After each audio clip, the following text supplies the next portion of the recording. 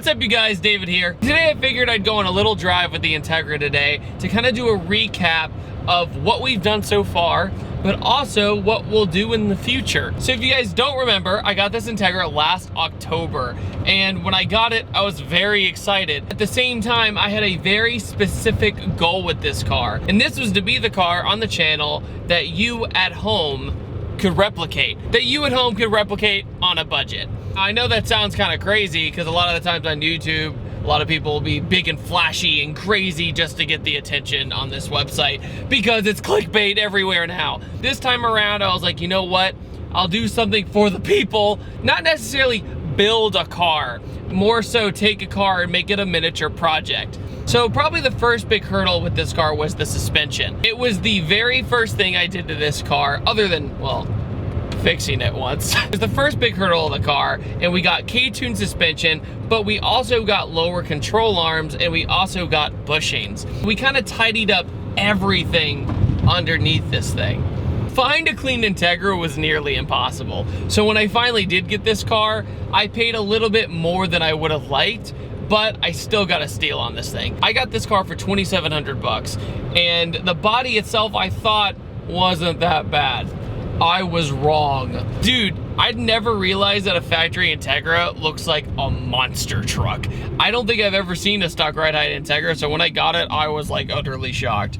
So after that, I did what I consider is to be the most important thing to do to any project car, and that is your wheels and tires. And a lot of people kind of expected me to do this massive big tire setup, like a sticky Nitto or a Toyo 888 or something like that.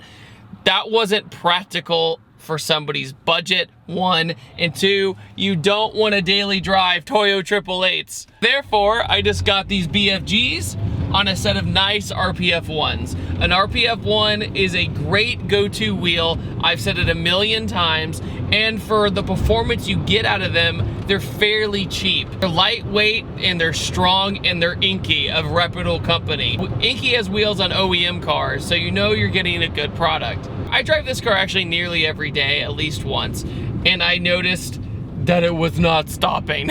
So I figured that if I'm ever gonna autocross this car like I initially intended this project to be, I needed to have better brakes. I looked at a bunch of options like the Integra Type R conversion, or even some kind of crazy conversion to like Z32 or something.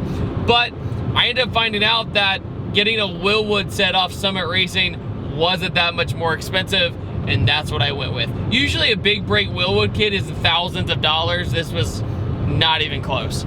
The first step of this car when it came to appearance was I replaced the front bumper. Now, I've said this 100,000 million times, so many people wanted me to do JDM front end, and I get it.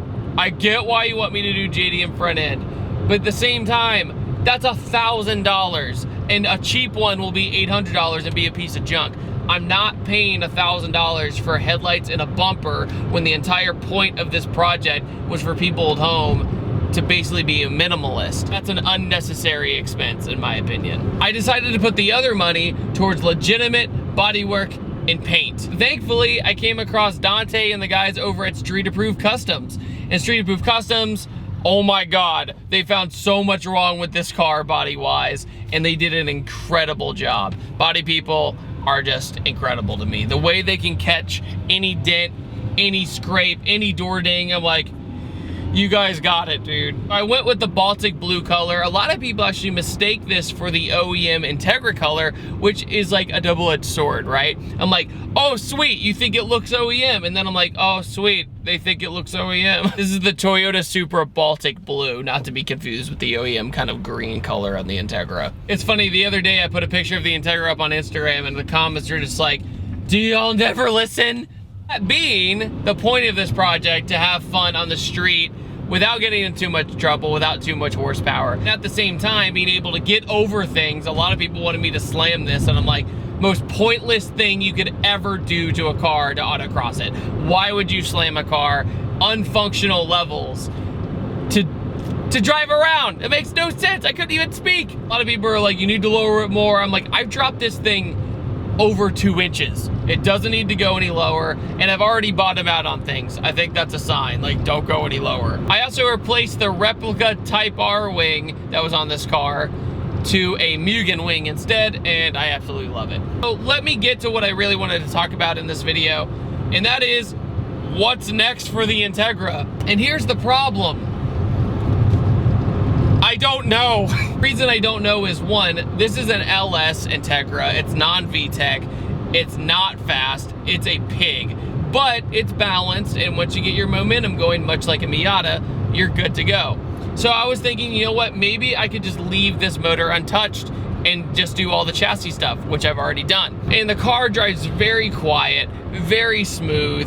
The shifter's great with the K-Tune shifter we did, which I also forgot to talk about, but that was fun. And another thing too, you're gonna hate me for saying this as a car guy, but the gas mileage is great. I have filled this thing up maybe 5 times since I bought it in October. It's absolutely ridiculous. Ports in the head aren't that big, therefore you get really good gas mileage, but also at the same time, you get torque from the LS, which is nice. But unfortunately, I found out that the B18B1 in this car burns oil, and it burns oil pretty bad. I'm not talking nuclear power plant white smoke coming out the back or anything, but when I go to the very top of the rev range, there's a little bit of smoke, and I've had to refill this car with oil twice.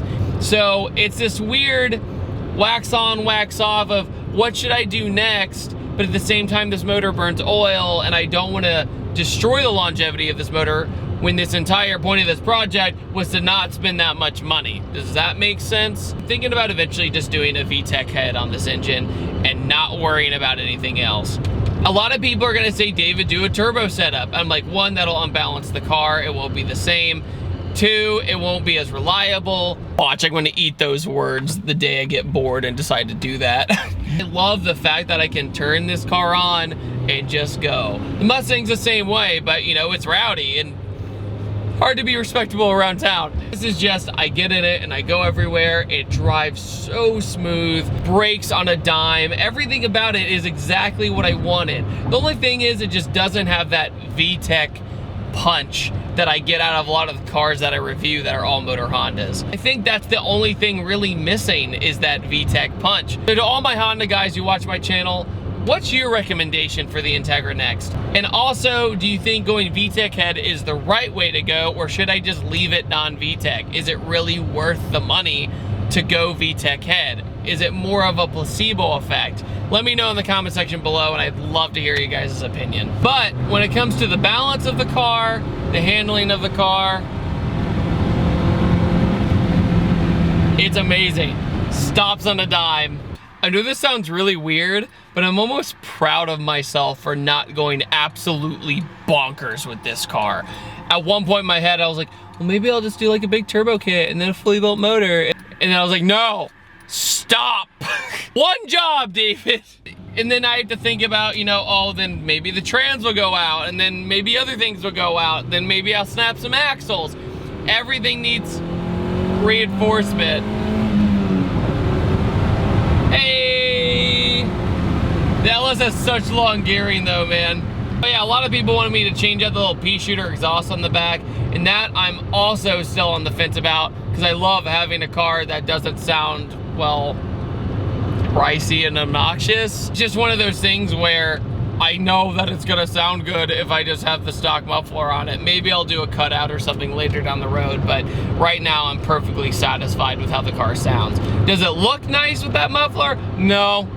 But at the same time, I'm satisfied with how it sounds. But going back to my question for you guys, what do you guys think is next for the Integra? Should I put the VTEC head on it? What else should I do? What else should I do on a budget? Don't say eBay turbo kit, because you know what I mean. Sometimes to do a project, simple is better. And sometimes you want a car to have longevity rather than a cool factor and be down all the time.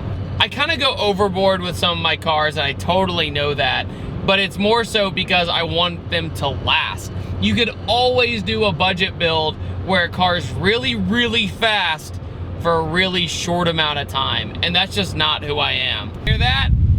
I also have AC.